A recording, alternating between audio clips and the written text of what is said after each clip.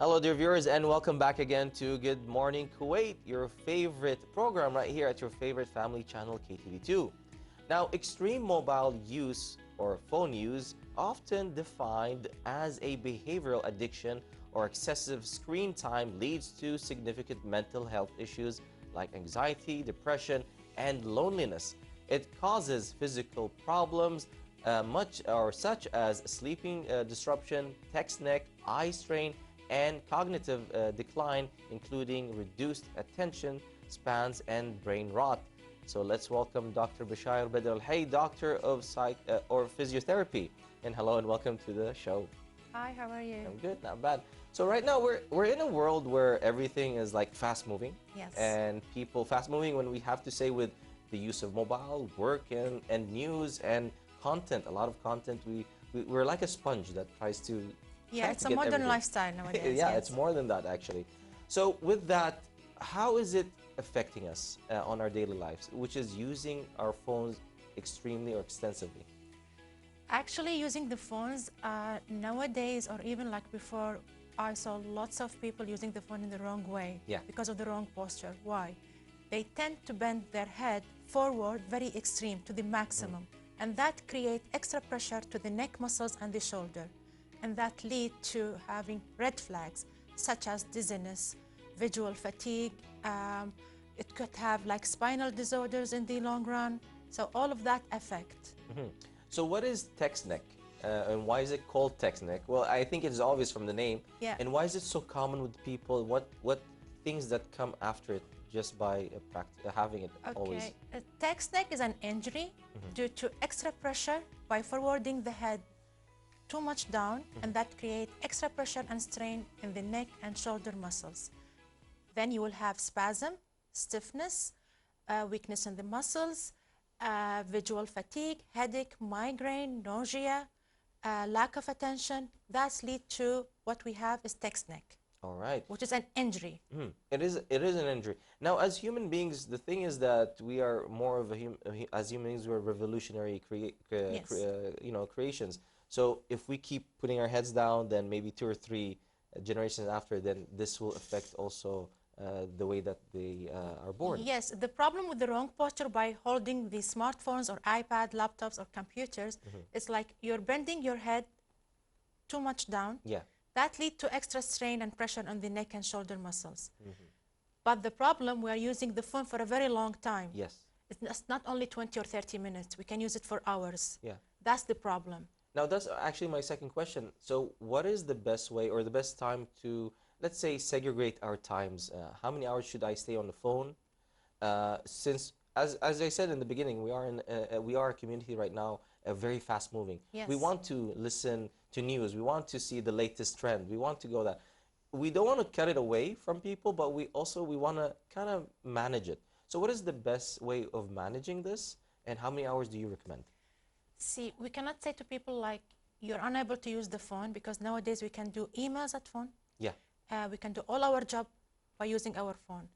But we need to take regular breaks, like 20 minutes to 30 minutes break. Like if you're working in your smartphones, work for an hour, stop for 20 minutes, then back again. But who will do it? No one. No one. It's very hard. Yes. And why is it 20 minutes is the golden rule? 20 minutes is the golden rule because if you tell patients or any normal people like, take a break for 30 minutes, they said, it's too much. I have things to finish. It's a modern, quick lifestyle. So 20 minutes is the golden rules. Work for 1 hour, take a break 20 minutes, then back again to your work. All right. Let's talk about the kids these days. And the problem is right now, you cannot stop your kid from asking an iPad or something because they would see either their siblings or their friends like, Mom, Dad, like they have it. Why can't I have it? Yes. But we also have to kind of manage it. We have to be their parental guidance. I mean, that's our job. So how can we actually like reduce the use of iPads to kids? First of all, like considering the text neck, nowadays we can see text neck even with kids. Yeah. Even with 3, 4, 5 years old kids. Why is that? Because of the wrong posture by holding iPad, and the amount of screen time is too much. Believe me, I saw patients, they stay in iPad 2 to 3 hours continuously. Very true. for kids is too much, especially like their muscles is not yet built up, their bones and everything. So they can have scoliosis, which is like spine disorders, going to the right or left, or they can have hump at younger age. So I do encourage parents to minimize the screen time, encourage them to take several breaks, and teach them simple stretching exercise, or let them move.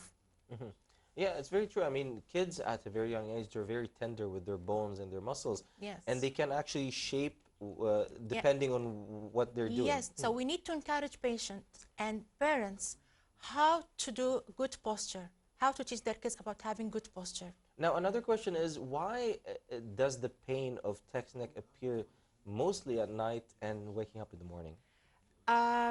After a very long, tiring day, when you get rest, muscles now start to acknowledge the pain. And you, by yourself, will start to acknowledge the pain by having rest.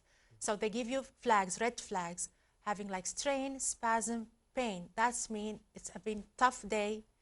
You're using the muscle, and now it's like muscle fatigue. It's a very excessive work on the muscle on that day. So at rest, you acknowledge the pain. At work, you ignore the pain and just continue your work.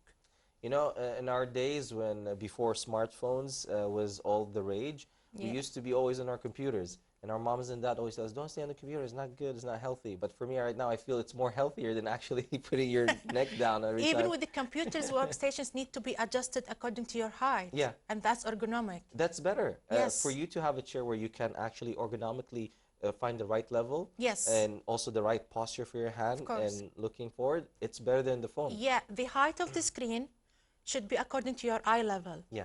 To avoid visual fatigue, headaches, migraine. And the distance between you and the screen should be according to your arm length. Yeah. That's why it's ergonomic, because there is individual differences according to your height and measurements. Like there are tall-sized people, average size, and short-sized people. And people don't understand what eye level means because they think this is eye level, but eye level means is when you keep your spine on a neutral position and you're looking at the straight forward. Yes. All right. So can shoulder pain come from holding the phone for the longest time? Definitely. That's called radiating pain. First, it will affect the neck muscles. You will have severe spasm. And the spasm could have like two types of spasm. Superficial spasm in the superficial muscles, and deep muscle spasm, which is really deep. And when it's deep, you will have migraine, headaches, nausea. Sometimes people could need, to vomit. Yeah. And that will need to have like medical intervention, to seek medical intervention immediately.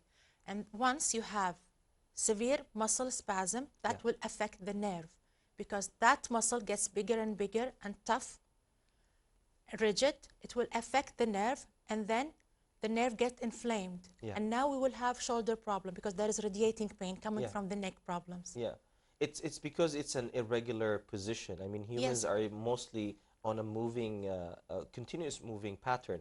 The moment you keep stiff on one position, that's where you trigger a specific nerve. It's the same thing when you have using your pinky to lay on the phone itself. Yes. It will create a problem on the wrist. Yes, because there is radiating pain coming from the neck, going to shoulder. If it's not get treated, it will move to elbow. And then we will have inflammation in the elbow tendons and ligaments, and that's tennis elbow. And then to the wrist. Once it comes to the wrist, the inflammation, you will have weaker grip. Yeah. You're unable to write, unable to type, and unable to hold your phone, or even like driving. So it starts from the neck and then it goes down. It's not from here. I mean, it gives a signal. It depends on the site of injury and type of injury, but if you are talking about text neck, then it comes from the neck itself. All right. So what simple advice would you give a person to when it has to do with holding their phones or and also to reduce neck pain? Like, I need them to bear in mind that don't bend your head too much. Okay. You need to be in neutral position. Hold your iPad, tablets, or phone according to your eye level. Like, let's imagine this is the phone. Raise it up according to my eye level. This is really good for your health. Because in the future, if you didn't do that, you will have hump, you will have scoliosis, you will have visual fatigue, low back pain, severe spasm, it's like red flags. And you need to take several breaks. All right. After working in the computer for 1 or 2 hours, take a break for 20 minutes, maximum 30 minutes. What you will do in that break, don't drink only coffee or tea. but you need to do simple stretching exercise or just walk around. That will help you a lot. By the end of the day, your muscle gets rested. So I understand if you're like, for example, when you're at home, it's easier to actually put the phone near eye level because you have a chair, you have an armrest, maybe you could do it. But the problem is that people mostly use their phone while they're walking more than actually sitting down in their office. They always try to find a way to just walk or you know, not sit at home. So how can they kind of reduce also that? Because usually when you're walking like that, nobody actually walks and hold the camera like that, the phone like that. But they have to. I know they have to. They have to. That's the golden rule. Okay, so that's the golden rule. So there's actually no way or a chance. They can do stretching exercise if they are holding in a wrong way whilst walking. But at the end of the day, apply hot pack. Yeah. Do simple stretching exercise. Take regular break. Try to move around. Correct your posture. Do postural correction exercise, and that's it. So why do young people are more affected in this more than any other? Nowadays, it's with everyone. Kids, adults, and elderly. All right. So can this type of pain cause headaches? And you said yes, it can cause migraines, but for what reason? Why is it connected to the brain? Once you have strain in the neck muscles, it's connected with the nerve in the ear. So that's why it connects. Oh, okay. Everything is connected. And when your neck muscle gets severe spasm, you will have headache immediately. All right. So when I get, let's say, a neck spasm, which will cause the ear to also inflame or get also the same spasm, which will then go to the ENT. That's why you have, visual fatigue, migraine, headaches, that's why. All right. So what stretches help relieve phone-related neck pain? The type of stretches is very simple. The aim of that stretching is to elongate the muscle rather than shrinking the muscle. Once you have spasm, the size of the muscle shrinks. So stretching exercise will help the muscle to get back to its normal length. So we need to do like chin tuck. Like just push your chin backwards, count to 10, and then release. Or you can do shoulder roll, backward or forward, 10 times in the front, 10 times backwards. All right, and this way that you will align the muscles back to where it's supposed to be? Or maybe you can do like side stretch. Hold it for 5 to 10 seconds, and then go to the other side. All right. So how often should we take breaks from screens? You've talked about this when it has to do with computers, for example, 20 minutes and walking away. But with phones, is it the same thing? It has to be 20 minutes? It is the same. 20 to 30 minutes as a maximum. All right. So as you said, when it has to do with phones right now, and people, as you said, they're using it because it's part of our daily lives. Is there a specific screen time that we have to always put when it has to do with the programs that are built into the phones? There are specific ways that you can securely put a specific time on your phone and then turn it off. Is this advised more than anything else? I don't recommend it because no one will do it.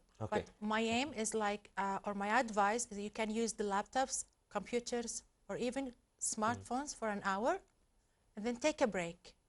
Even if you can take a break for 10 minutes, this will be okay.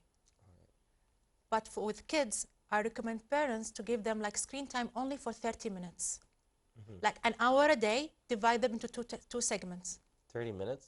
With everything that is happening, all this information in games, it's very hard. I know, but this is the best for them. All right. So when it has to do with also using the phone and bedtime, why is it more worse than actually using it while walking? Because while sleeping, you put your neck in an awkward angles. So that creates extra pressure or double the pressure on your neck. That's why you will be like intermittent sleep. In the morning, you will feel like stiffness, spasm in your neck, unable to move the neck to one side and the other. That's the consequences. All right. Yeah, I mean, if you look at it in some way, like if you sleep on the side, it's awkward. Even in your back, some people say like sleep on your back, at least you're keeping your spine right. But still, it's an awkward position for your arm. And gravity goes downwards on a different position. True. Very true. Anyways, thank you so much for being with us, Dr. Bashayer, and we hope to see you soon again. Thank you so much. Thank you. It's my pleasure. Thank you. All right, dear viewers, thanking our guest, Dr. Bashayer Alhay, a doctor of physiotherapy, and we hope to see her again. And dear viewers, we'll take a quick break and we'll be right back.